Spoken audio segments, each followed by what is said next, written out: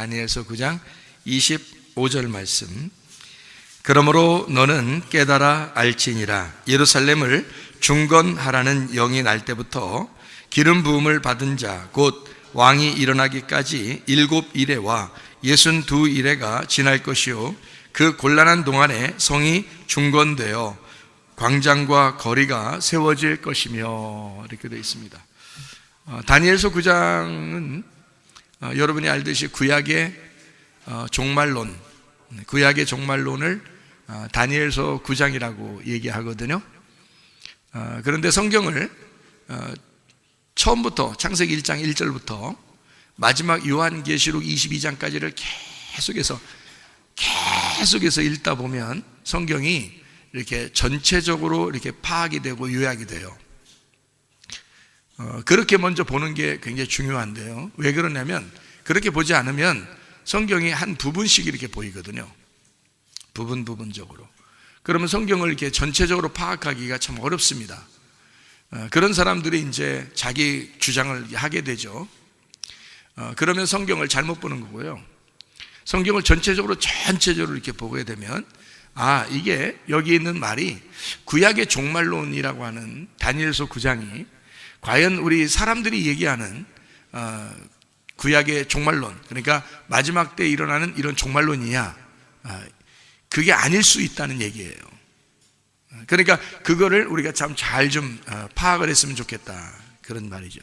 다니엘서 9장을 보면서 다니엘서 9장을 여러분 25절을 이렇게 보니까 지금 우리가 읽어보면 25절에 보면 뭐라고 써 있냐면요, 너는 깨달아 알지어다 예루살렘을 중건하라는, 그러니까 예루살렘 성을 중건하라, 그런 말이 있죠. 7이레와 62이레가 지난다는 거예요. 그럼 7이레는 7 곱하기 7이라는 얘기고요, 62이레는 62 곱하기 7이라는 얘기예요. 그게요, 그렇게 시간이 지난다는 거예요. 그렇게 시간이 지나면 예루살렘을 중건하라고 할 때부터 그 정도 시간이 지난다는 거예요. 그러면 그때 이제 무슨 일이 벌어지는가에 대해서 여기 써 있는 얘기거든요. 그러니까 성이 중건되고 세워진다는 그 얘기를 우리가 이제 좀 알아야 되는데, 이 중건된다는 말이요, 이게 슈브입니다. 슈브라는 말 여러분이 아시죠? 구약의 슈브 그러면 돌아온다는 얘기입니다. 너희가 내게 돌아오려거든, 그 돌아온다는 얘기가 슈브예요. 그 슈브라는 게 다른 말로 말하면 회개입니다. 너희가 회개해야 된다 할 때도 슈브예요. 그리고 중건한다, 이렇게 회복이 된다 할 때도 슈브예요. 그러니까 회복이 된다, 다시 건축이 된다, 다시 돌아온다, 이런 말을 슈브로 쓰거든요. 히브리어 슈브로. 근데 여기에 지금 예루살렘 성이 중건된다 할 때도 그 중건된다는 말을 슈브라고 썼단 말이에요. 그러면 예루살렘이 회복된다는 말이 되는 거죠. 예루살렘이 다시 회복된다. 그러면 다시 회복된다는 말은 예루살렘이 어떻게 됐었다는 얘기예요? 멸망했었다는 얘기죠. 예루살렘이 멸망하고 그 다음에 이 예루살렘이 다시 회복이 될 때부터 시간이 얼만큼 지난다고? 7이레와 62이레가 지나는 거예요. 그러면 그 합하면 몇 이레예요? 69이레입니다. 69이레가 지나면 이라는 말이거든요. 그럼 69이레는 69 곱하기 7 하면 얼마 나오나요? 69 곱하기 7 그러면 483. 요즘 장사를 잘 하신다고 계산이 빨라요. 483. 483이 지나야 되는 거예요. 그럼 483인데 그거를 하루가 어떻게 계산을 해야 되는가?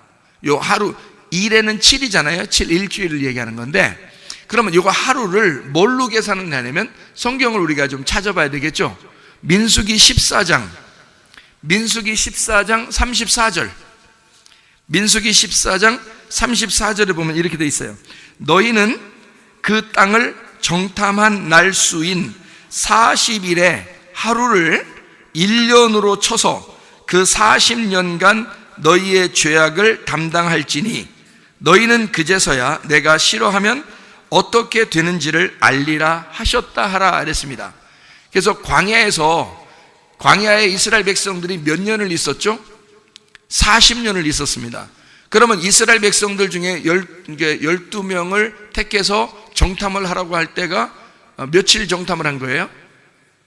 40일을 정탐했다 그러는 거죠. 40일을 정탐했는데 40일 정탐한 걸 하루를 몇 년으로 따진다?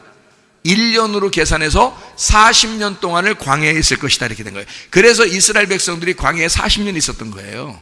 하루가 1년으로 계산해서. 그러면 하나님의 어떤 계산법은 어떻게 해요? 하루를 1년으로 계산하는 계산법이 있겠죠? 그렇겠죠? 진짜로 40년을 지낼 때는 그 하루를 1년으로 계산한 겁니다. 이게요. 진짜 1년, 2년, 3년 이렇게 계산할 때는. 그러니까 여기 다니엘서 9장을 다시 한번 돌아가 보면요, 다니엘서 9장에 여기에 7일에와 62일에가 지난다 그러니까 69일에가 지나니까 69 곱하기 7, 그러니까 몇이라고요? 483일인데 483일을 1년으로 계산하면 483년이 된다는 얘기죠. 그죠? 그럼 483년이 되니까 나머지가 하나가 남았어요. 한 일회가 남았다고요. 한 일회. 그러니까 69일회가 지나고 한 일회가 남았다고요. 그 한 일회가 남은 거를 하나님이 이제 설명해 주려고 여기 다니엘서 9장에 나온 거거든요.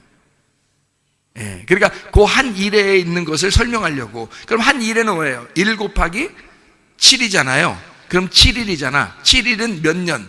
7년이죠. 그래서 7년 대환란이라고 사람들이 얘기하는 거예요. 그것 때문에. 근데 그게 7년 대환란인지 보라고요. 7년 대환란 아니라고 여기 보면. 그래서 사람들이 7년 대환란이 이제 안 맞는 것 같으니까 이제 3년 반, 3년 6개월 환란 이렇게 얘기한다고. 반 환란 이렇게. 그러니까 이게 이제 이런 말인지 한번 보시란 말이에요. 왜냐하면 우리는 지금 어느 시대를 살아가고 있냐면 말세를 살아가고 있는 사람들입니다. 그래서 이 성경도 말세를 뭐를 설명하고 있는지, 말세가 뭐를 설명하고 있는지를 우리가 알고 있어야 되는 거예요. 말세가 되면 뭐가 일어난다겠어요? 전쟁과 민족이 나라를 싸운다 그랬고, 지진과 기근과 전염병이 온다 그랬죠. 근데 지금 이런 시대에 지금 오고 있어요, 안 오고 있어요?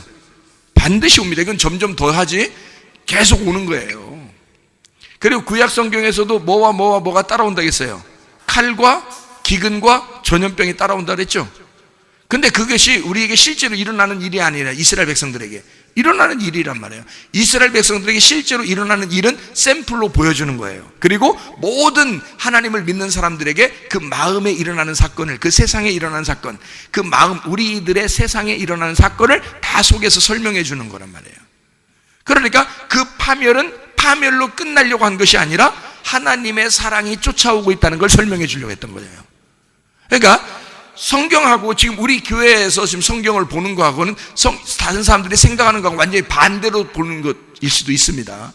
그 사람들은 하나님은 진노하시고 하나님은 응징하시고 잘못한 대로 벌 내리실 거야 라고 하는 얘기라고 하지만, 우리는 뭐라고 해요? 반대로 하나님은 우리를 끝까지 쫓아와서 우리를 사랑하고야 말겠다는 하나님의 마음을 저는 전달한 거라고요. 그러니까 나는 하나님의 그 진노가 하나님의 사랑이라고, 하나님의 열심이라고, 하나님의 열정이라고, 나는 하나님의 사랑이라고 전달하는 거고요. 어떤 사람은 그게 하나님의 진노다, 하나님의 응징이라고 전달할 수도 있다는 얘기입니다. 근데 그거는 그림자라는 거죠. 그 하나님의 진노, 응징은 실제로 현실로 이루어지는 것이고, 말세에 일어나는 이런 전쟁과 지진과 기근과 전염병은 당연히 일어나는 거지만, 이 현상을 통해서 실제로는 하나님의 사랑을 우리 보고 깨달으라고 하는 거거든요. 무슨 말인지 아시겠습니까? 그래서 성경을 보는 눈을 하나님 쪽에서 눈을 가지고 성경을 보겠느냐, 아니면 땅에서 내 눈으로 성경을 보겠느냐 하는 거죠. 그러니까 하나님을 무서운 하나님으로 대하지 말고 하나님 쪽에서 우리를 바라보는 하나님의 그윽한 사랑, 하나님의 그 사랑의 눈으로 성경을 보기 시작하면 성경이 달리 보인다. 아, 성경은 우리를 사랑하고자 쓴 책이구나, 이걸 알게 되는 거죠. 그러면 다니엘서 이 9장은 어떤 말이에요? 하나님의 사랑을 우리에게 설명하려고 했던 거지, 7년 대환란, 너희들이 무서운 환란이 올 것이야, 이 얘기를 쓰려고 했던 것이겠느냐? 보면 알겠죠? 무슨 말인지. 이제 보면 알겠죠, 여기서? 그러니까 하나님의 사랑을 우리가 한번 발견해 보자는 얘기예요, 여기서요. 이 7년이라는 하나의 언약, 하나의 이래, 그러니까 7년을 통해서 하나님의 계획을 한번 발견해 보자, 그런 말입니다. 자, 여기서 보니까 7일에 62일에 483년이 지나고 여기 한 일회의 언약을 지금 굳게 정하는 것이 여기 나오는 거예요. 한번 여기 20절부터 9장 20절부터 27절까지를 지금 여기 잘 보면 이해가 됩니다. 사람들이 생각할 때는 7년대 환란, 뭐 그냥 쉽게 얘기하는 거예요. 그냥 7년이니까 7년대 환란 이러면서 쉽게 얘기하는 건데, 그러면서 이 전 지구의 종말, 뭐 마지막 때 이런 환란 있을 것이다, 7년 동안 환란이 있을 것이다, 그거 아닌 것 같으니까 3년 반 환란은 있을 것 같다, 뭐 이런 식으로 얘기를 하거든요. 근데 이 내용 자체가 그런 의미로 쓴 내용이 아니라고요. 왜? 보세요. 다니엘서 9장의 20절부터 한번 보시라고요. 무슨 말로 이게 한 단락이 되어 있는데 27절까지 한 단락인데요. 한번 여기 한번 내용을 한번 쭉 한번 보시라고요. 무슨 말인가?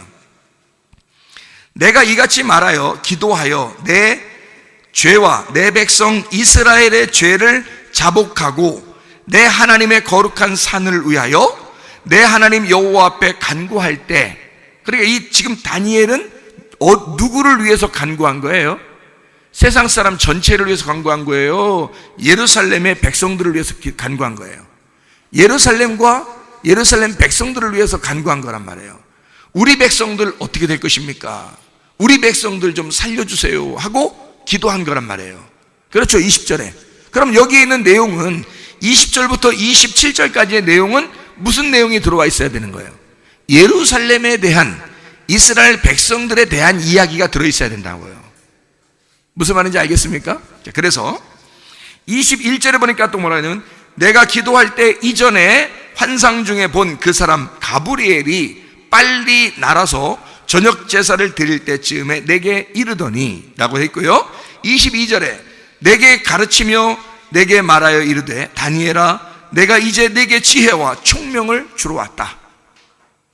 23절에 곧 내가 기도를 시작할 즈음에 명령이 내렸으므로 이제 내게 알리러 왔느니라. 너는 크게 은총을 입은 자라. 그런즉 너는 이 일을 생각하고 그 환상을 깨달아라. 자, 여기까지는 이제 이해가 되시겠죠? 무슨 말인가? 가브리엘 천사가 나타나서 다니엘에게 이제 지혜와 총명을 주시고 알게 해준다, 이런 얘기예요.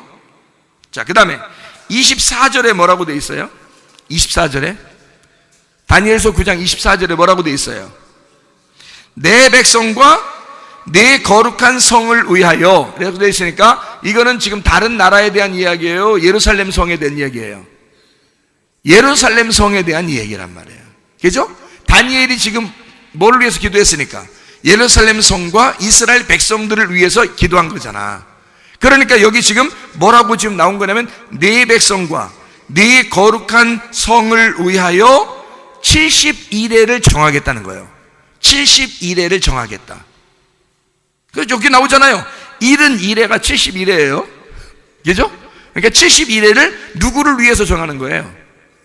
이스라엘 백성들을 위해서, 예루살렘 성을 위해서 여기다 정해놓겠다는 거잖아요. 그러면 69일회가 지나고 한 일회가 남아서 7년이 남았다면 이 7년은 누구를 위해서 정해진 거예요? 이스라엘 백성과 예루살렘 성을 위해서 준비된 거지. 그죠? 세상 전체적인 종말을 얘기하는 게 아니지, 그렇게 되면. 그죠? 지금 여기 지금 내용이 그렇잖아요. 자, 그러면 24절에 지금 내 백성과 내 거룩한 성을 위하여 이른 일에 71회를 기한으로 정하였나니 허물이 그치며 죄가 끝나며 죄악이 용서되며 영원한 의가 드러나며 환상과 예언이 응하며 또 지극히 거룩한 이가 기름 부음을 받으리라. 자, 모든 죄악이 다 끝나고 죄악이 다 용서되고 영원한 의가 드러나고 언제 이루어지는 거예요? 그게 언제 이루어지는 거죠? 구약이 다 지나고 누가 오셔요? 예수님이 오시죠. 예수님이 와야 모든 죄가 끝나죠. 그러니까 여기 지금 예루살렘과 이스라엘 백성들을 향하여 지금 예언을 하고 있으면서 뭐라고 지금 하나님이 가르쳐 주냐면 70일을 정했는데 그 누군가가 와서 너희의 죄를 다 끝내줄 거야. 응? 끝내줄 거야. 너희의 죄를 다 끝내주는 메시아가 올 거야. 그 메시아가 지금 여기에 기름 부음을 받은 자란 말이에요. 이거 메시아를 구약에서는 메시아라고 그러죠. 신약에서는 그걸 그리스도라고 그러거든요. 그래서 그리스도라는 이름이 기름 부음 받은 자예요. 구약에 기름 부음 받은 자라는 그리스도가 메시아인 거예요. 기름 부음 받은 자가 온다는 말은 신약으로 말하면 그리스도가 온다는 말이에요. 이 말이, 이 단어가 기름 부음이라는 말은 메시아란 말이에요. 메시아는 신약에서 그리스도예요. 그러니까 메시아가 온다, 신약으로 말하면 그리스도가 온다. 그러니까 모든 죄를 다 끝내는 그리스도가 온다는 말이고요, 모든 죄를 용서하고 영원한 의가 드러나는 그리스도가 온다는 뜻이에요. 이 말이요. 여러분, 예수님이 오실 때 예루살렘과 이스라엘 백성들이 있는 그 율법 안에서 왔어요? 율법을 벗어난 상태에서 왔어요? 이방인들에게. 그거 아니죠? 이방인들에게 온 거 아니죠? 예루살렘과 이스라엘 백성들 안에, 그 율법 안에 오셨죠, 예수님이? 왜요? 율법을 끝내려고, 율법을 완성하려고. 그렇죠? 네. 구약의 모든 율법을 완성하려고 주님 오신 거거든요. 그러니까 여기 지금 얘기한 거는 그 기름 부음 받은 자가 오면 죄가 다 끝나고 영원한 의가 드러난다는 거예요. 예수님 오시는 걸 얘기하는 거예요, 이게. 자, 예수님 오시는 걸 지금 얘기하고 25절을 얘기한 거예요. 자, 기간이 언제쯤 오느냐, 메시아가 언제 오냐, 요걸 정해놓은 겁니다. 예수님 오시는 걸 정해놓은, 여러분 역사적으로 예수님 오시는 걸 보면 알겠네, 그죠? 네? 역사적으로 예수님 오시는 걸 보면 알잖아요. 그러면 보세요. 역사적으로 여러분, 세계 역사적으로요, 예수님이 십자가 못 박혀 돌아가신 때가 언제라고 그래요? 언제? AD 30년입니다. AD 30년이면 예수님이 십자가 못 박혀 돌아가시고 부활하신 때예요. AD 30년이. 이제 통상적으로 그렇게 본단 말이에요. 통상적으로. 그러면은 예수님이 AD 30년에 돌아가시고 부활하시면, 그분이 돌아가시고 부활하시면 모든 죄가 다 끝나겠네요. 그게 AD 30년이에요. 그러면 그때가 오기 전에, 예수님이 십자가 못 박혀 돌아가시기 전에 기름 부음을 받아야 될 거 아니에요. 왜냐면 기름 부음 받은 자가 죽어야 되니까. 그죠? 그럼 기름 부음 받은 자는 왕이나 선지자나 제사장 돼야 되거든요. 예수님은 왕이요 선지자요 제사장이거든, 예수님이. 그러니까 이분이 기름 부음 받아야 될 때가 있어야 된다는 거지. 기름 부음 받는 때가 언제예요, 그러면? 기름을 어떻게 부어요, 예수님을? 그렇죠. 기름을 갖다가 그냥 어디다 기름 안에 기름 한 병 다 가져와가지고 그냥 확 부어는 게 아니고,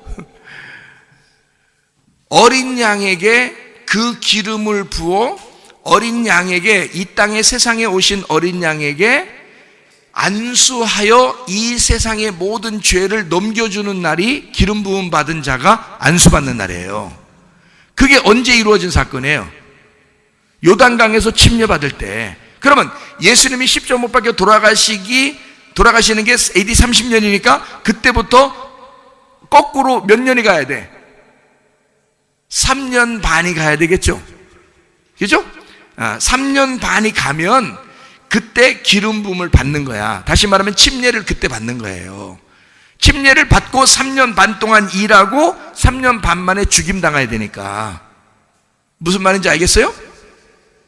아니요, 예수님 몇 년 동안 일하셨는지 아시죠, 여러분? 이 땅에서 3년 반 동안 일하신 거 아시죠?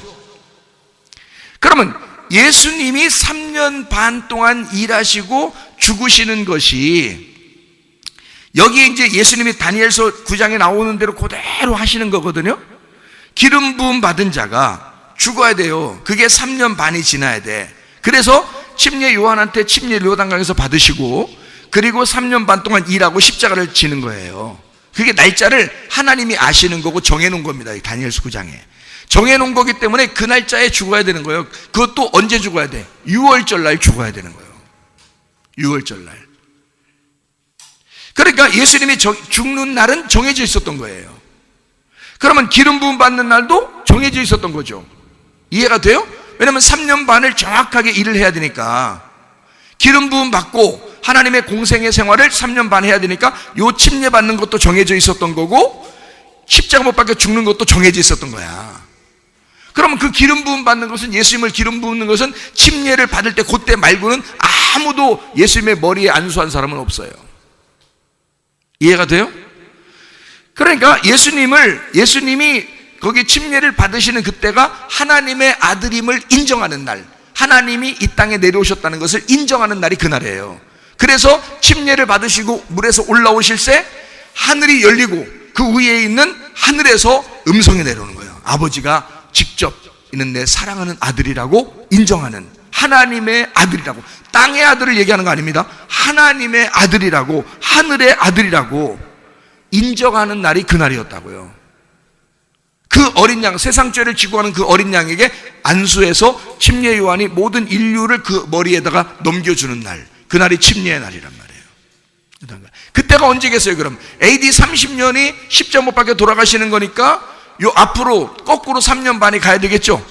그러면 그게 이제 언제예요? AD 26년이나 27년이 되겠죠? 그죠? 26년이나 27년이 되는 거야. 그러면 26년이나 27년이 이제 여기 지금 다니엘서 9장에 말하는 기름 부음 받은 때라고 나오는 거죠. 기름 부음 받은 때에 전에 얼만큼 지난다고 했어요? 483년이 지난다 그랬잖아. 그죠? 7일회와 62일회가 지나서 기름 부음 받는다 했잖아. 그죠?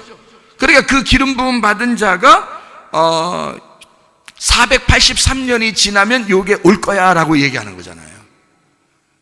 그죠? 다니엘이 지금 요걸 기록을 해 놓잖아요. 그럼 보세요. 여기에 25절에 9장 25절에 예루살렘을 중건하라는 영이 날 때부터, 이것도 이제 그러니까 날짜가 정해져 있었던 거예요. 왜냐하면 예수님이 침례를 받는 시간과 예수님이 십자가 못 박혀 돌아가는 시간이 딱 정해놔야 되거든요. 그게 정해놓으려면 70일회가 딱 정해져야 되고, 70일회가 정해지니까 거기 시작하는 지점부터 언제쯤 시작하면 이렇게 시작돼서 올 때 그 기름 부음 받은 자가 딱 오면 그가 메시아인 줄을 깨달으라는 거거든요. 그죠? 그러니까 적어놓은 거, 미리 적어놓은 거. 하나님의 말씀은 쓸데없이 얘기하지 않는다. 하나님은 시건하지 않는다. 그래서 하나님 말씀은 그대로 이루어져야 되거든요. 이게. 그러니까 그 앞에가 언제쯤 될까라고 하는 것을 여러분이 계산을 해보면 예수님이 침례를 받으시기 바로 전부터 483년이 지나가야 되는데요. 483년이 지나가면 언제가 될까요? 483년이 지나가면 언제가 돼야 돼? AD 26년, 27년에서 거꾸로 483년이 되면 거꾸로 이제 나가니까, 그죠? 26년에서 27년에서 거꾸로 BC로 나가야 되니까 483년을 나가야 되잖아요. 그러니까 그 전에 언제쯤 이것이 이루어지는, 예루살렘을 중건하라는 영이 날 때부터, 요거를 그러면 이거 얘기할 때 이거를 다니엘이 알고 얘기하는 걸까? 모를까? 이걸 알겠죠? 이걸 알겠죠? 요때쯤이겠구나. 그럼 그때부터 계산하면 되겠네, 날짜를. 그럼 언제쯤 예수님이 와서 기름 부음을 받고 죽으시는지 딱 계산 딱 나오겠죠. 그거는 지혜와 총명을 받으면 바로 그대로 나오겠죠. 그 날짜만 계산하면. 그죠? 그러니까 보세요. 예수님 침례를 받으시고 십자가 못 박혀 돌아가시기 전에 483년이 지나가야 되니까 483년이 지나서 BC 몇 년 정도가 되냐면 아까 보니까 BC 456년, 457년이 된단 말이에요. 그죠? 456년에 457년이 된단 말이에요. 그러면 여러분 잘 생각해 봐요. 성경에 그런 말이 어딘가 있어야 되겠죠. 예루살렘을 중건하라는 말이 어딘가 있어야 되죠. 그죠? 그런 것이 나와야 그걸 기점으로 해서 시간을 잡을 거 아닙니까? 다니엘이 아무리 총명이 있어도 날짜를 안 잡아주면 되겠어요? 그죠? 예루살렘을 중건해라. 이런 말이 나와야 되잖아요. 그 예루살렘을 회복해라. 예루살렘을 회복하라는 명령이 나와야 되는 거예요. 그럼 그 명령이 나올 때가 언제냐고. 명령이 나올 때가 언제 예루살렘에 그 회복이 하라고 명령이 나왔나요? 어느 때? 예레미야 때는 멸망시키는 명령이 나온 거고요. 예루살렘이 멸망해야 된다는 명령이 나온 거고, 예레미야 때는. 그 다음에 이제 어디로 잡혀가요? 이스라엘 백성들이 바벨론으로 잡혀가요. 바벨론에 잡혀가서 이 예루살렘을 다시 회복시켜라, 그렇게 명령이 나온 때가 있었어요, 성경에. 어느 때죠? 네? 고레스와 아닥사스다 왕 때예요. 고레스 왕하고 아닥사스다 왕 때. 그게 바사 시대예요. 바벨론이 끝난 첫 번째 왕이 바사 왕이 고레스 왕이에요. 그러니까 바벨론을 멸망시키고 페르시아를 세운 초대 왕이 고레스라는 사람이고요. 그 다음 왕이 아닥사스다 왕이에요. 그러니까 고레스와 아닥사스다 때, 그 왕 때 예루살렘에 있는 모든 백성들, 이스라엘 백성들, 바벨론 때 끌려온 백성들을 다 돌려보내요. 가서 예루살렘의 성전을 세워라.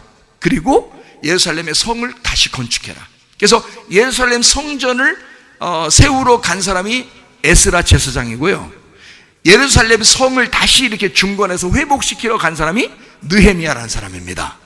그래서 성경 어디에 나오는 거예요? 그러니까 그게 에스라, 느헤미야에 나오는 얘기잖아요, 이게.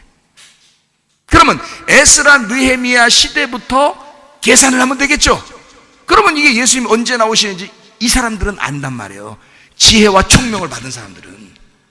이게 에스라, 느헤미야 시대부터 계산을 해보면 예수님 메시아, 그 사람들이 그렇게 기다리던, 지금 예루살렘에 있는 이스라엘 백성들은요, 지금도 메시아를 기다려. 지금도 아직 안 왔다고 생각해서. 뭐가 안 온 거예요? 그 사람들이 예수님 메시아가 안 온겨? 지혜와 총명이 안 온겨?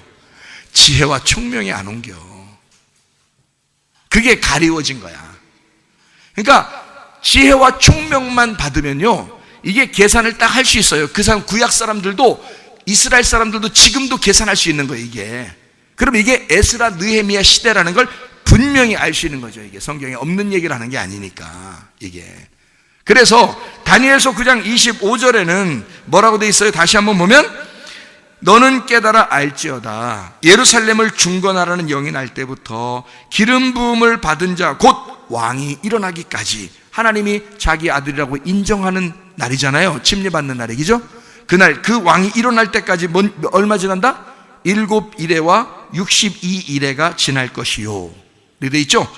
자, 그렇게 하면서 이제 곤란한 동안에 성이 중건되고 또 예루살렘이 회복될 것이다, 이제 그런 말이거든요. 거기 나와 있죠. 25절에, 그죠? 오늘 그 말입니다. 그리고 26절을 한번 이제 봐봐요. 이제 26절, 이거 이제 또 여기에 또 핵심이 또 있는 거죠. 26절에 보니까 또 뭐라고 되어 있냐면 이렇게 되어 있습니다. 62일의 후에 기름 부음을 받은 자가 어떻게? 끊어져도, 그러니까 죽는다는 얘기까지 나오잖아요. 그 기름 부음 받은 자가 메시아인데, 메시아가 그리스도가 죽는다는 말이 나오잖아요. 그죠? 그러니까 62일의 후에 죽는다는 거니까 언제 죽는 거야? 자, 70일에가 이렇게 딱 정해져 있어요. 70일에가. 그리고 69일에가 지났어요. 그리고 마지막 한 일회가 남았어요. 그럼 그게 7년이야. 그죠? 7년. 자, 저 따라오고 있습니까, 저를? 지금 저 따라오고 있어요? 마지막 7년 남았죠? 그 마지막 7년 그 안에 죽는단 말입니다. 그죠? 그게 정해져 있단 말이에요. 예수님 죽는 것도 시간이 정해져 있는 거예요. 그래서 예수님이 예루살렘에 갔다가 다시 나왔다가 내가 예루살렘에 죽으러 가노라. 다시 예수님이 얘기해요. 왜 그래? 예수님이 왜 그걸 알았느냐면 다니엘서에 다 정했으니까 그 시간에 죽어야 되거든요. 그 6월절 날 자기가 정한 그 날짜가 왔어요. 그래서 그날 죽으러 가는 거야. 그래서 일부러 예수님이 따라가는 거예요. 그러니까 제자들이 뭐라 그랬어요? 방금도 사람들이 예수님 자꾸 잡아 죽이려고 그러는데 일리 나왔다가 왜 다시 죽으려고 왜 들어가십니까? 그래요. 내 때가 다 됐느니라 이러잖아요. 왜요? 예수님은 그걸 다 기간 아니까. 예수님이 알려준 시간이니까 이 시간은.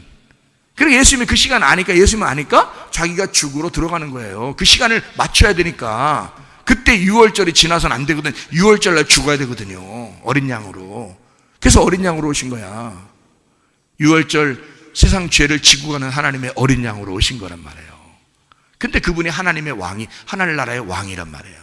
그러니까 왕인데 기름 부음 받은데 어린 양으로 죽는 거야.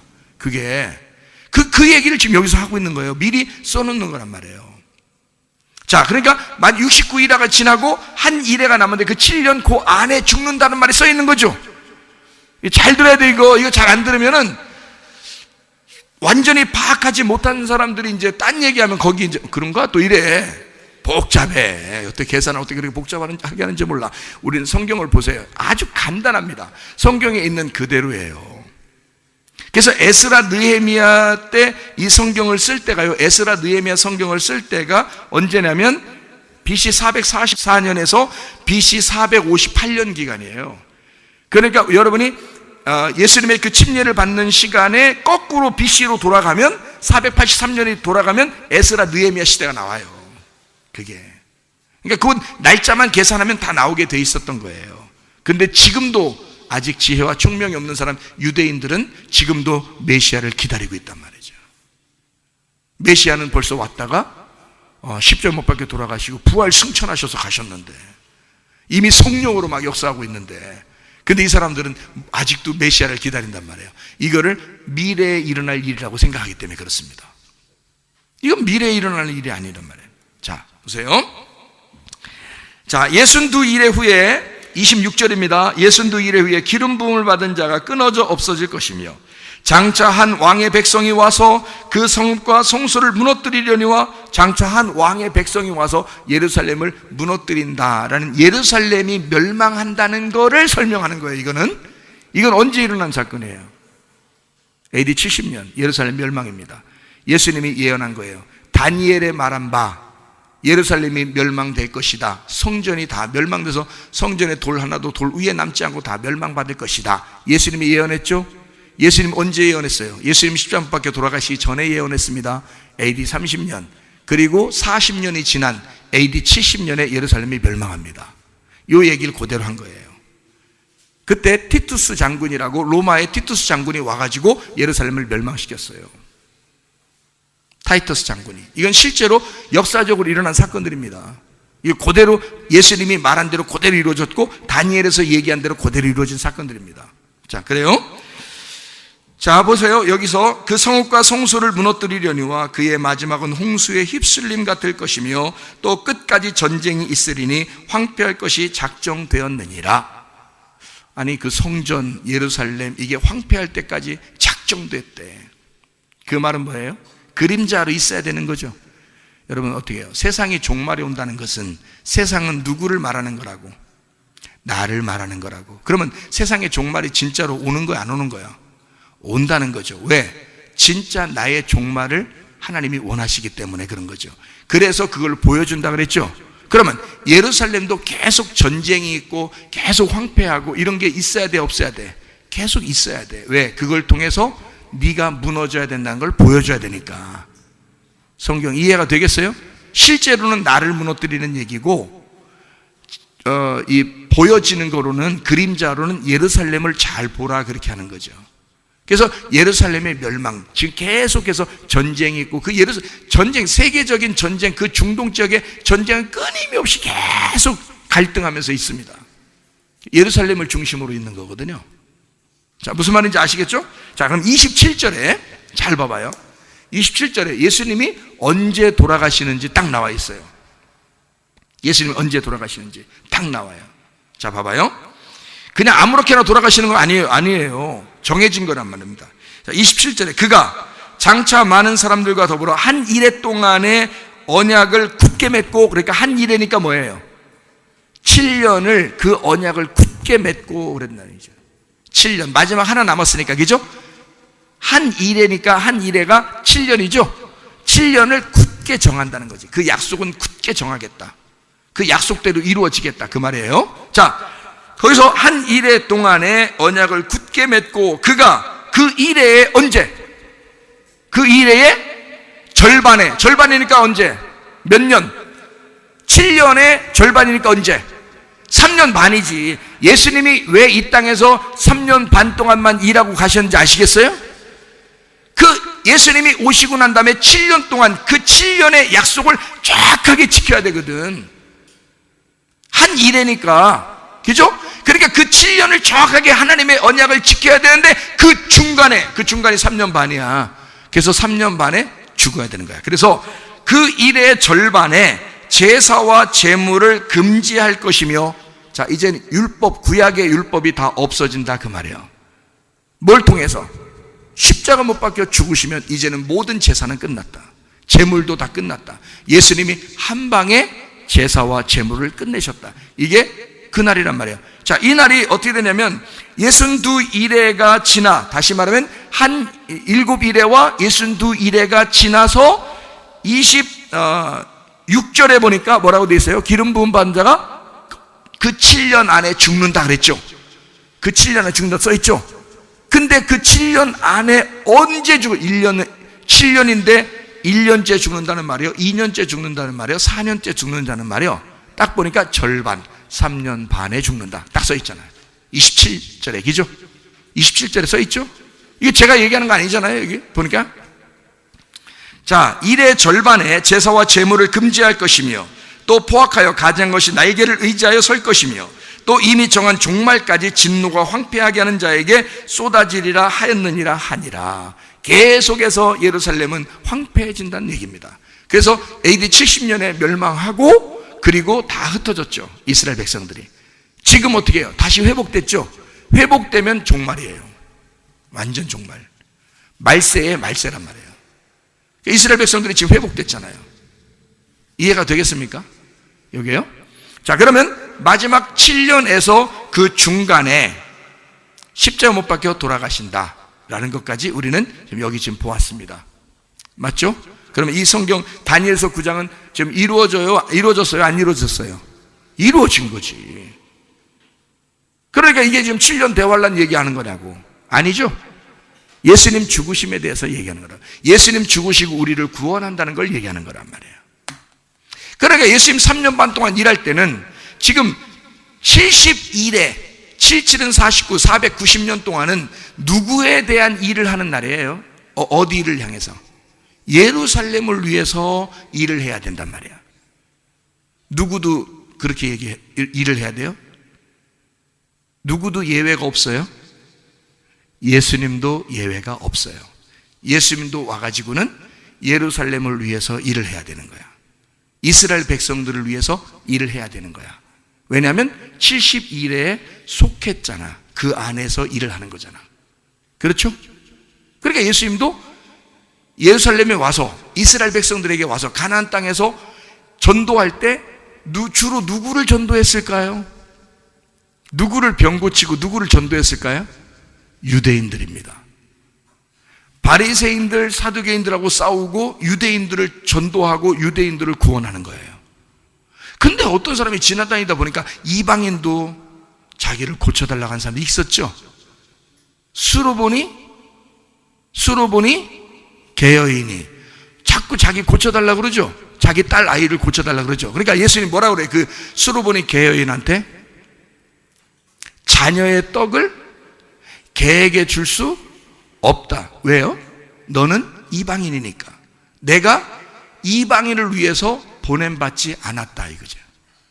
예수님이 온 시간은 예루살렘과 이스라엘 백성들, 자기 백성들을 위해서 다니엘이 예언한 여기 약속대로 왔기 때문에 이방인들을 구원할 수가 없다 그런 거예요, 예수님이. 그래서 나는 내 자녀들의 떡을 이방인들 개에게 줄 수가 없다 그런 거예요. 그랬더니 이 여자가 뭐라 그랬어요? 개들도 자녀 주인의 떡을 부스러기를 먹지 않습니까? 자녀들이 먹다 남은 거라도 하나 주세요.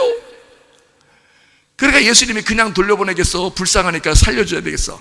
살려주죠. 그래서 보통 사람들은요, 유대인들은 예수님이 고쳐줄 때 막 안수를 해서 고쳐주기도 하고 눈을 막 비벼줘서 고쳐주기도 하고 막 이렇게 막 치유하는 게 대단하거든요. 근데 수르보니게인 그런 사람한테는 뭐라 그래요? 네 믿음이, 네가 그렇게 말했으니까 그 말한 것이 너의 딸에게 가서 고쳐줄 것이다. 자기가 직접 안 가요. 왜냐하면 다니엘서 9장의 약속은 예루살렘과 자기 백성들을 위해서 쓴 책이고 그 안에 예수님이 왔기 때문에 그 3년 반 동안 자기 백성들을 위해서 일을 한단 말이에요. 이해가 되겠어요? 그래서 그런 거, 예수님이 사랑이 없어서 그런 게 아니고 이 예언의 말씀을 그대로 이루어야 되니까 그런 거예요. 그게 3년 반 만에 다 끝냈어요, 예수님이. 그래서 십자가 못 박혀 돌아가심으로써 모든 것을 다 완성했어요. 완성하면 나머지 남은 게 얼마 남았죠? 7년에서 3년 반 동안 예수님이 했잖아. 그러니까 나머지가 얼마 남았어? 3년 반이 남았죠. 그러니까 이제 사람들이 3년 반 환난 그러는겨. 또 하여튼 환난을 왜 이렇게 좋아하는겨? 네? 도대체가 왜 이렇게 환난을 왜 이렇게 좋아해요? 그 3년 반 환난은, 나머지 3년 반 동안은 성령님이 가서 전도하시는 거예요. 3년 반 동안 누구한테? 이스라엘 백성들한테. 이스라엘 백성들한테, 자기 백성들한테. 예수님이 부활 승천하시고 성령님께 자기 일을 맡겨서 3년 반 동안 자기 백성들만 전도해요. 그게 사도행전 2장부터 사도행전 9장까지야.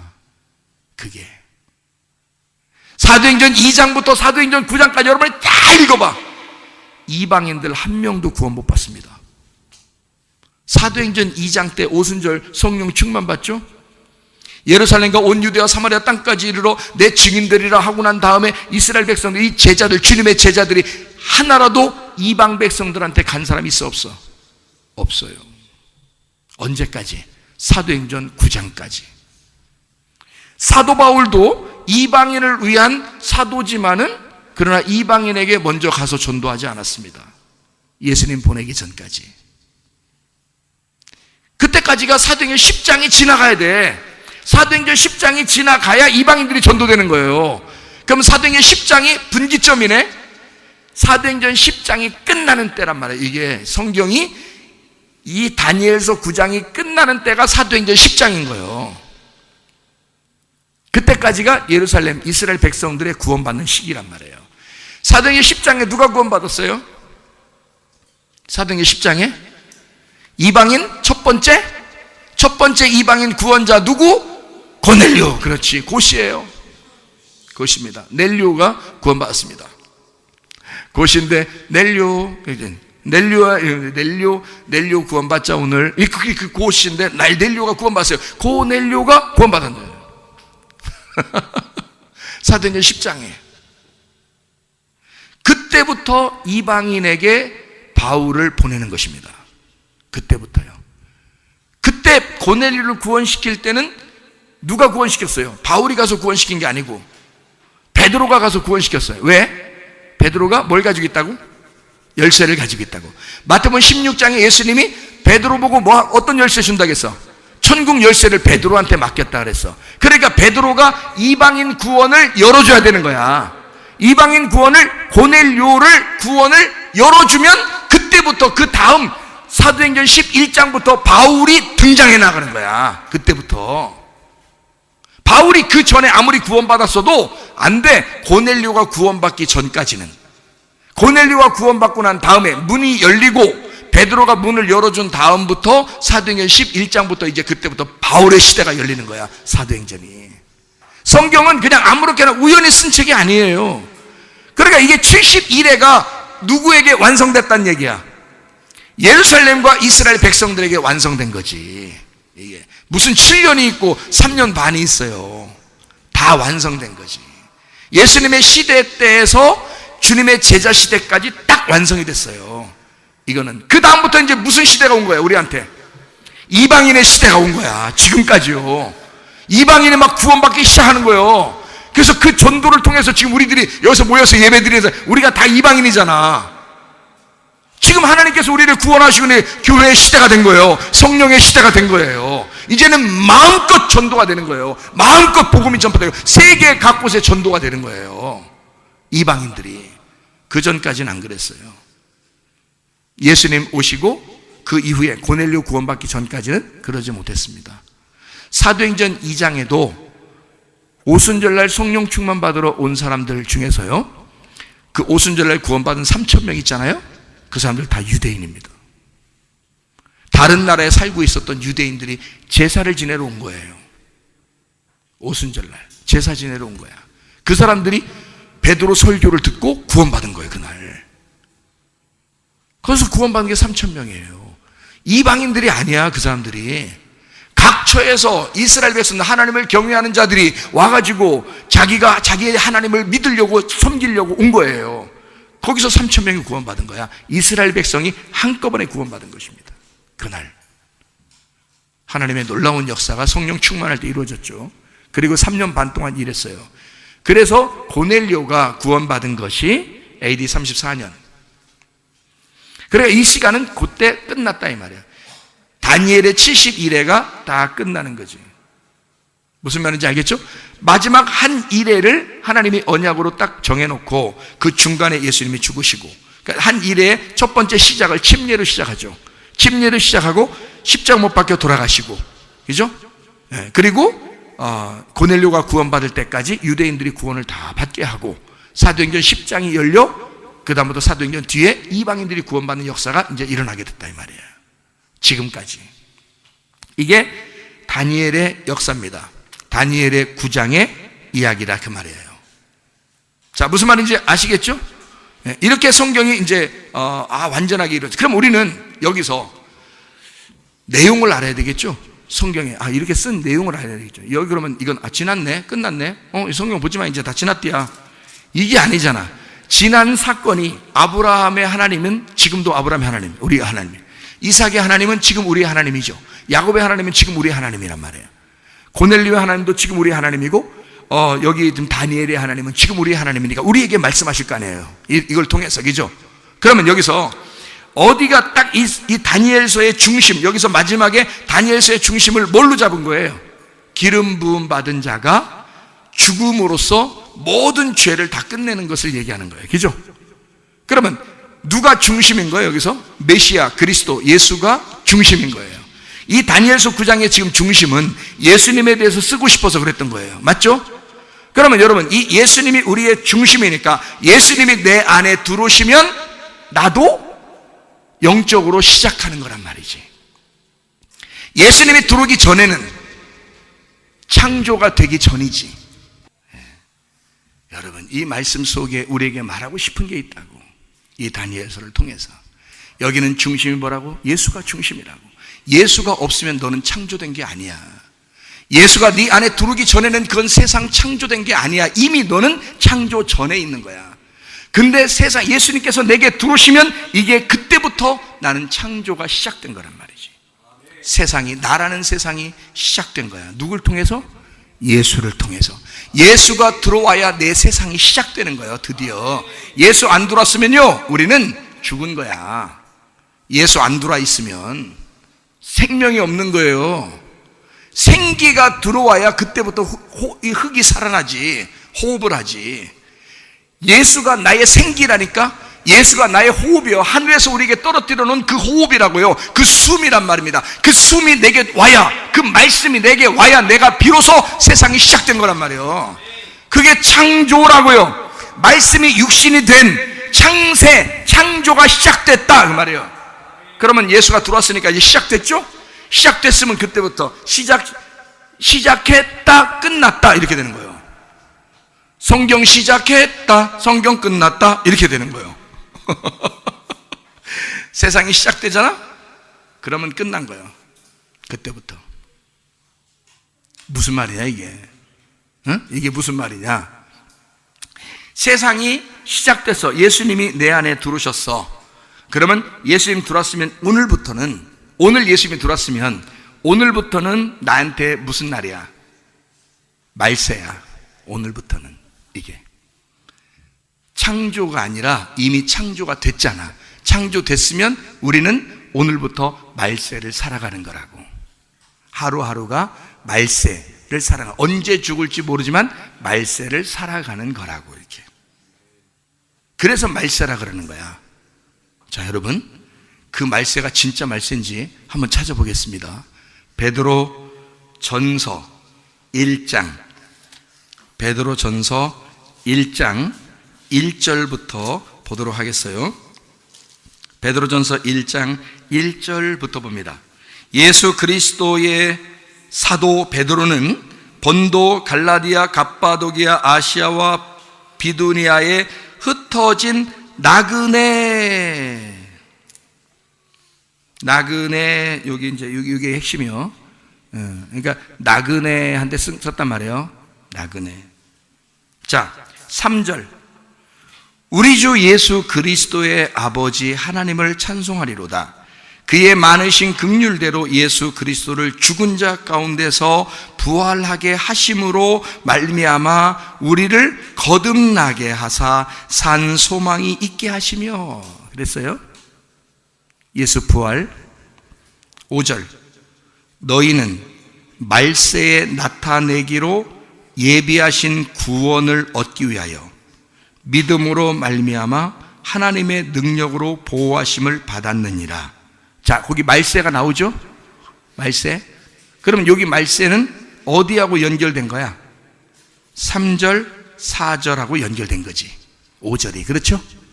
그러면 언제가 말세라는 거예요? 예수님 부활하시면 말세라는 거야. 그렇죠? 예수님 부활이 곧 말세라는 거야. 그러면 보세요. 말세라는 게 뭐냐면 이런 거죠. 예수님이 내 안에 들어오셨어. 성경이 시작된 거야. 내 안에서 창조가 시작된 거야. 그럼 예수님이 내 안에 들어와서 창조가 시작됐어. 나는 이제 예수님 오시기 전에 살던 사람이었는데, 죽었던 사람인데 하나님 말씀이 와가지고 오늘 드디어 예수님이 내 안에 들어왔어. 그러면 내 속에 세상이 시작됐고 창조가 시작됐어요. 그럼 오늘부터 이제 우리는 예수님의 죽으심으로 살아. 예수님의 부활하심으로 살아. 예수님의 부활하심으로 살아. 그럼 예수님의 부활은 말세야. 그래서 내일도 말세, 오늘부터 말세를 시작해서 내일도 말세, 내일 모레도 말세, 내일 모레 글패도 말세인 거야. 우리가 죽을 때까지 말세인 거야. 그러니까 세상이 시작됐는데 세상 시작한 다음 날부터는 계속 말세를 살아가는 거야. 그렇죠? 그러면 이 말세를 살아갈 때 예수의 부활 안에서 우리는 살아가게 된다. 그러니까 예수의 그 죽으심과 부활이 내 속에 일어나면 그때부터 종말인 거야, 나한테는. 그죠? 무슨 말인지 알겠어요? 그러면 종말의 시간에는 뭐가 있는 게 종말이라고 그랬어요? 종말의 시간에는 뭐가 있다고 그랬어요? 민족이 싸움, 나라와 나라가 전쟁이 일어나게 되고 지진과 기근과 전염병이 있을 것이다. 그렇죠? 그리고 구약에서는 칼과 기근과 전염병이 따라와서 죽이려고 할 것이다. 자, 어떤 사람에게? 세상 종말을 맞이한 사람에게. 세상 종말을 맞이한 사람에게 이런 것이 오게 될 것이다. 그러면 이 세상 종말은 좋은 거요, 나쁜 거요? 좋은 거죠. 그러니 우리가 환영을 해야 되겠죠. 말세여 오소서, 종말이여 오소서, 전쟁이여 오소서, 지진이여 오소서, 기근이여 오소서, 전염병이여 오소서, 날래 오라우요. 왜냐하면 말세를 환영해야 되니까, 종말을 환영해야 되니까. 누가 말세니까? 나는 빨리 죽고 싶나이다. 에? 나는 빨리 죽고 싶나이다. 빨리 죽을수록 어떻게 된다? 살아나잖아. 나는 빨리 죽을수록 부활하잖아. 내가 빨리 죽을수록 예수로 살게 되잖아. 그러니까 예수가 들어와서 내 세상을 시작한 이후부터 말세고, 그때부터는 나는 죽고 예수로 살아가야 된다, 그 말이요. 그래서 종말이 와야 된다는 것이지, 그래야 말세가 와야 된다는 것이지. 그래서 이해가 되십니까? 무슨 말인가? 하나님의 말씀이 얼마나 귀하냐 이 말이에요. 하나님이 이걸 모르면 무서워 죽겠지. 세상 돌아가는 걸 보면 무서워 죽겠지. 근데 저건 다 그림자야. 우리 교회를 하나님이 보호하실 것입니다. 여러분의 가정을 다 하나님이 돌보시고 보호하실 것입니다. 하나님 우리에게 말씀 주시고 그 말씀으로 우리를 보호하시는 거예요. 하나님이 야, 세상 정말 무서워하지 마. 말세 무서워하지 마. 그건 다 닥쳐야 되는 거야. 닥쳐. 입 닥쳐. 그건 다 닥쳐야 되는 거야. 닥치고 너희에게 오는 거야. 이게 오면 너를 새 소망을 갖게 할 거야. 그게 나그네 인생이야. 그걸 쓴 사람이 베드로전서 1장 베드로입니다. 베드로. 말세는 이런 거니까 나그네들에게 쓴다. 너희들 인생 여기서 이 땅이 너희의 운명, 너희의 집이라고 생각하지 말고 이 세상은 종말이 될 것이니, 이 세상은 말세가 될 것이니 너희는 나그네로 살아라. 그래서 나그네에게 쓴 거예요. 나그네에게. 여러분은 이 땅에 소망이 있습니까? 하늘나라에 소망이 있습니까? 하늘나라에 소망이 있는 거지. 그래서 이 땅에 좀 힘든 사람들 있잖아요. 병나고 가정에 문제가 있고 힘들고 이런 사람 있잖아요. 그런 사람들은 어디에 소망이 더 크게 느껴져? 하늘의 소망이 더 크게 느껴져. 그러니까 여기서 가난하면 가난할수록, 여기서 피폐하면 피폐할수록, 황폐하면 황폐할수록, 멸망받으면 멸망받을수록 어디가 더 커져? 하늘나라가 더 커지는 거란 말이에요. 이 속에서. 이해가 되겠어요? 그러니까 내가 죽을수록 하늘나라가 커지는 거야. 이 속에서. 그렇게 좋은 걸 왜 안 죽겠어? 그러니 종말이 빨리 와야지. 말세가 빨리 와야지. 내 속에. 이해가 되겠습니까? 하나님 말씀. 이게 이런 걸 하나님 말씀이라고 그러는 거예요. 하나님이 우리를 깊이 사랑하시는 거예요. 하나님이 우리에게 말씀하시고 싶어하는 그 말씀을, 나그네는 말세를 맞이한 사람들을 나그네라 그러는 거야. 이 땅에 나 소망이 없습니다. 하나님, 이 땅에 내 집 아닙니다. 죄 많은 이 세상은 내 집 아니네. 저 하늘, 저 천국을 바라보네. 소망이 하늘나라에 있으니까 그거를 나그네라고 하는 거죠. 그러니 여러분과 저는 조상의 전통이나 헛된 행실이나 은과 금으로 너희가 썩어질 것으로 묵은 포도주로 구원받은 것이 아니다. 베드로전서 1장 3장에 쭉 설명하고 있는 겁니다.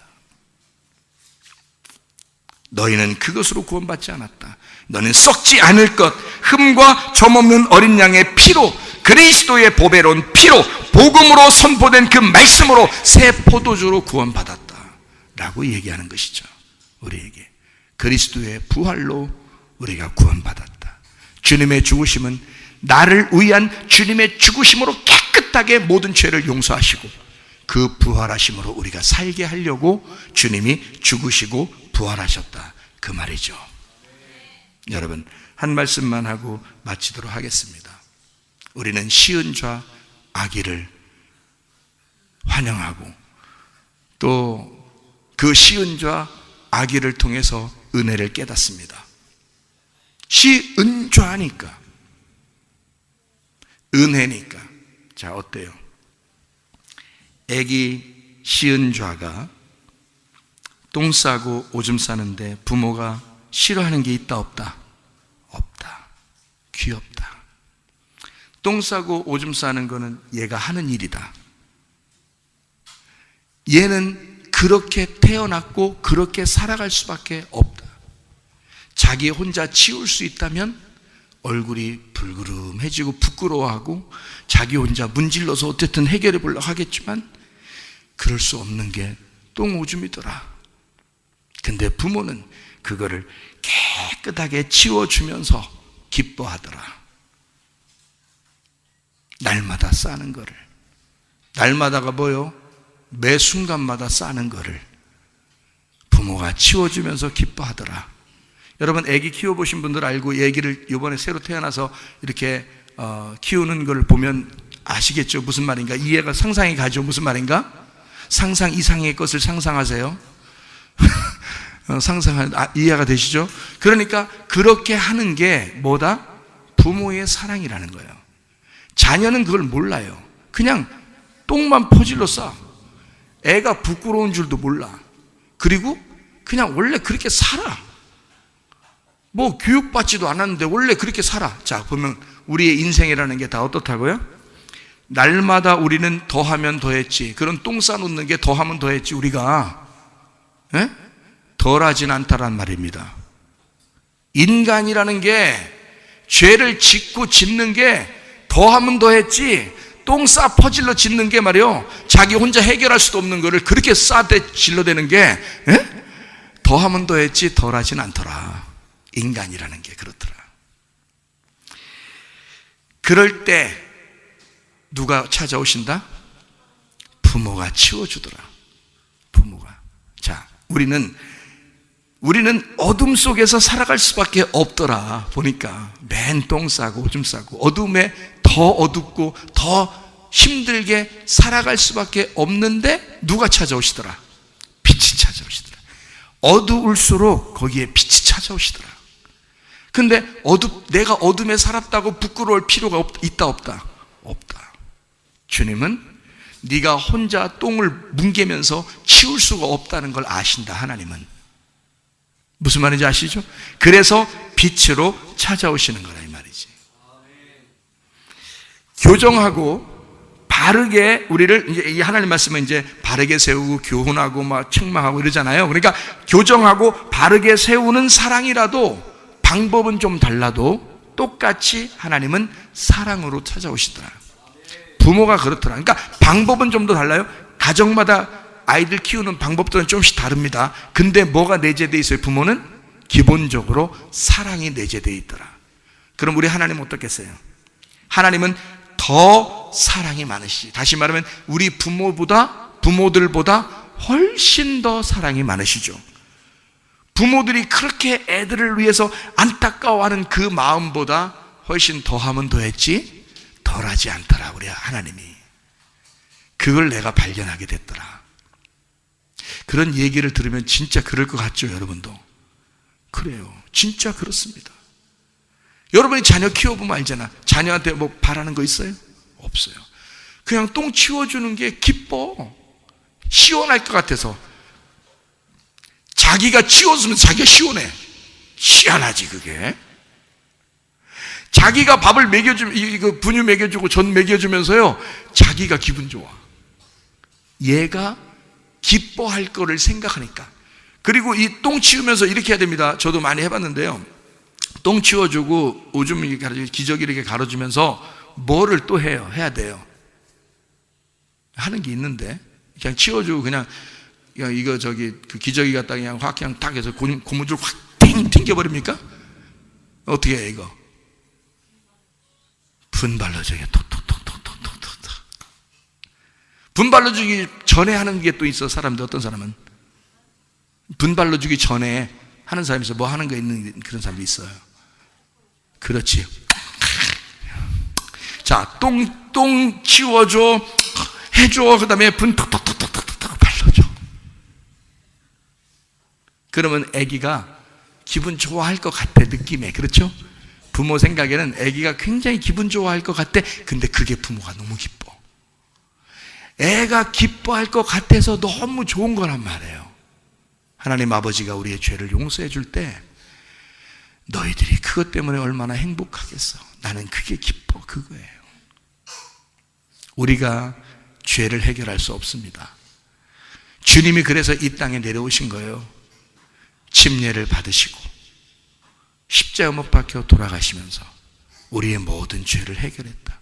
그리고 그 예수를 받아들여 부활의 예수 안에서 살아라. 그러면 너는 날마다 말세가 될 것이다. 이 땅에 소망이 없고 하늘나라에 소망 갖고 살게 될 것이다. 그겁니다.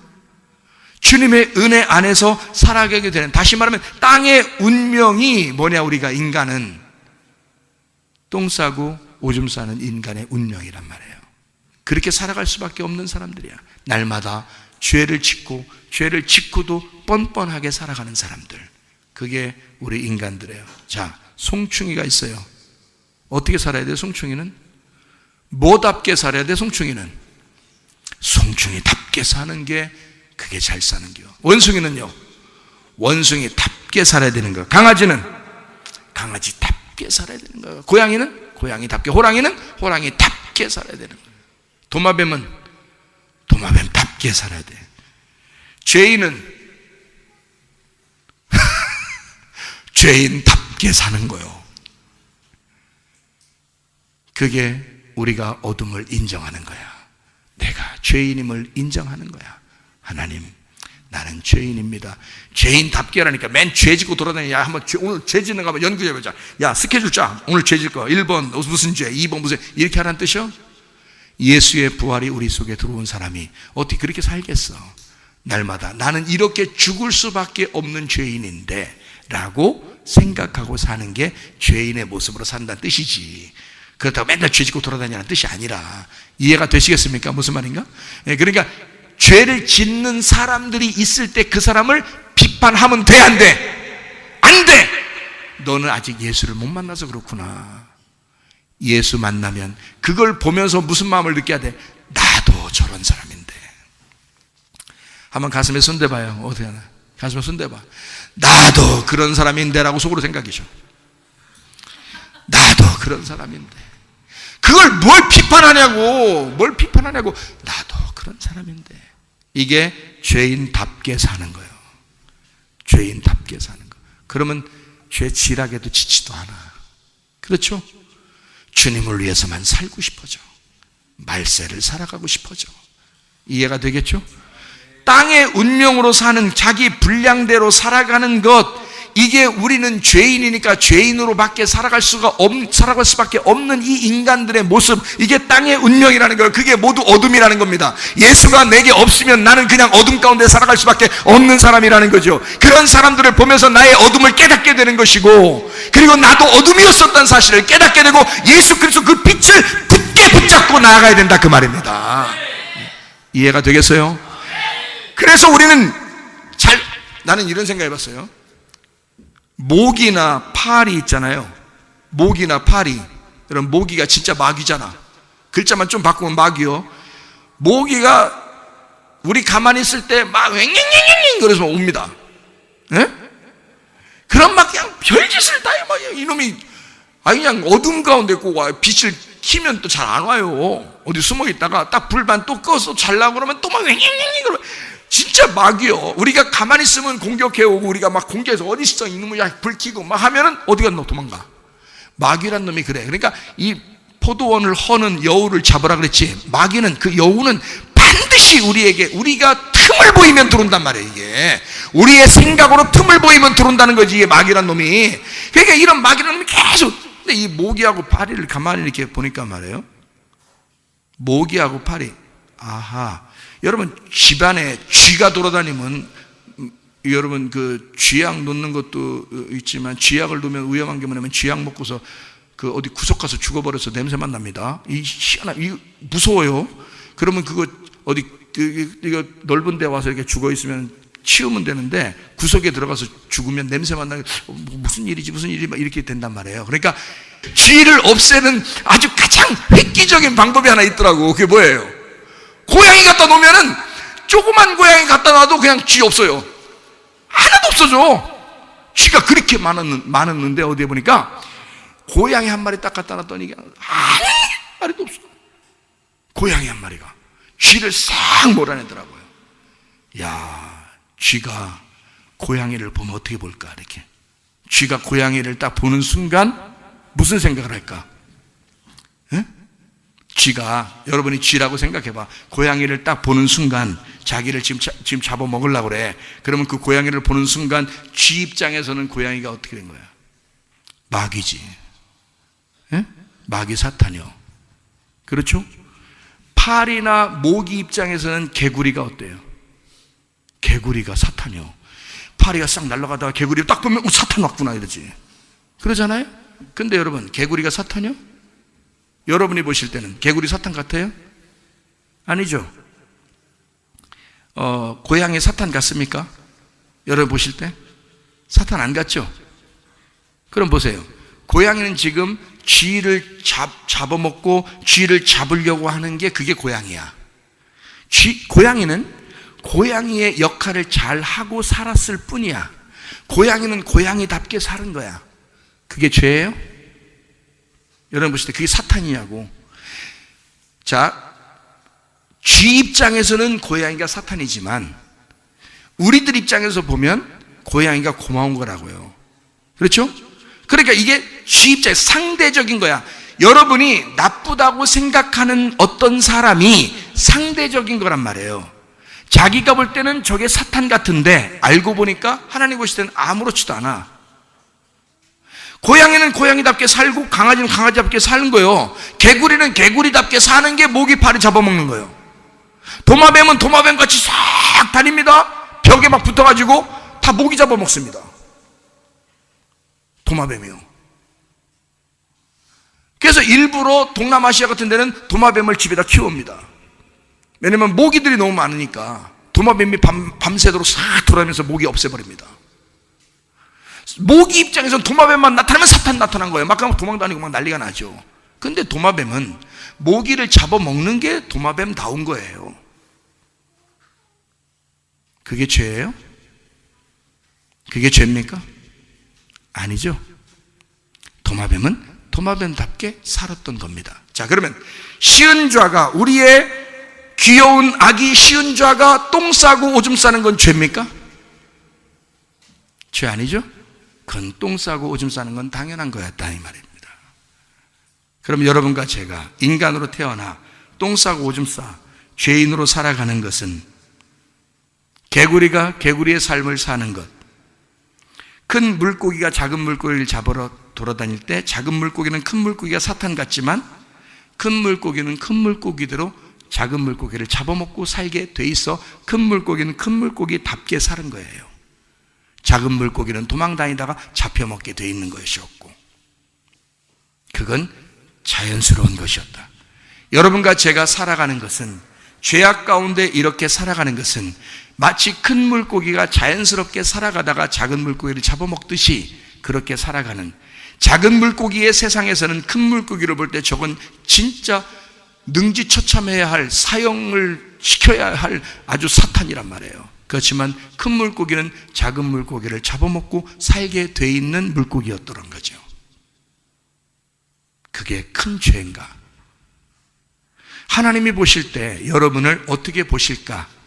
다시 말하면 부자는 부자대로, 가난한 사람은 가난한 대로, 있는 자가 있는 대로, 없는 자는 없는 대로 자기의 삶을 그냥 살아가는 것이잖아요. 우리가